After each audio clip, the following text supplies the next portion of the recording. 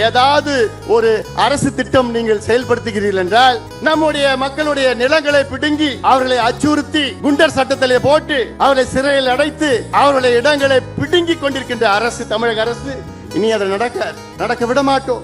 அதாவது நான் ஆட்சியில இருந்தோம்னா, நம்ம ஆட்சியில இருந்தா நான் முதலமைச்சரா இருந்தா என்ன பண்ணும் தெரியுமா? சென்னையிலுக்கும் கன்னியாகுமரிக்கும் ஒரு 10 வழி சாலை போடணும். நிலத்தை நான் போய் விவசாயிடம் கேட்பேன், ஏன்னா இது அவசியமானது என்று கேட்டு அந்த விவசாயி நிலத்தை கொடுத்தாங்கன்னா அந்த விவசாயிய இந்த திட்டத்திலே ஒரு பங்குதாரரா நான் சேர்ப்பேன். ஒரு ஸ்டேக் ஹோல்டர்னா அந்த நிலம் எவ்வளவு கொடுக்குறாங்களோ அந்த திட்டத்திற்கு அவங்களும் பங்குதாரர், ஷேர் ஹோல்டர். அவங்களுக்கு மாதம் அவங்க பேங்க்ல போய் பணம் போய் சேரும்.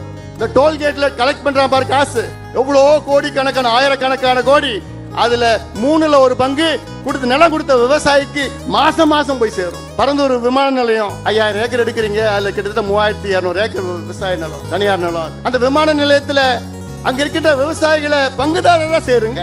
ஏன் அவங்களை நீங்க அகற்றுறீங்க? ஏன் அது அதானி அம்பானி மட்டும்தான் அது கொடுக்கணுமா? அதற்கு முதலாளி அதானி அம்பானி மட்டும்தான் இருக்கணுமா? ஏன் அங்க இருக்கிற விவசாயிகளும் அந்த விமான நிலையத்துக்கு முதலாளி ஆக்குங்க, அவங்களுக்கு பங்கு கொடுங்க, ஷேர்ஸ் கொடுங்க, அவங்களுக்கு மான மரியாதையோட வாழ வையுங்க. இதைத்தான் செயல்படுத்த வேண்டிய இவ்வளோ திட்டம் இருக்குயா, எங்க கிட்ட எவ்வளவு திட்டம் இருக்கு. ஆனா அந்த அதிகாரம் தான் கிடையாது. நீங்க மட்டும் நினைச்சு அந்த அதிகாரத்தை நீங்க மட்டும் கொடுத்தீங்கன்னா தமிழ்நாட்டை சிங்கப்பூருக்கு நிகராக எங்களால் மாற்ற முடியும்.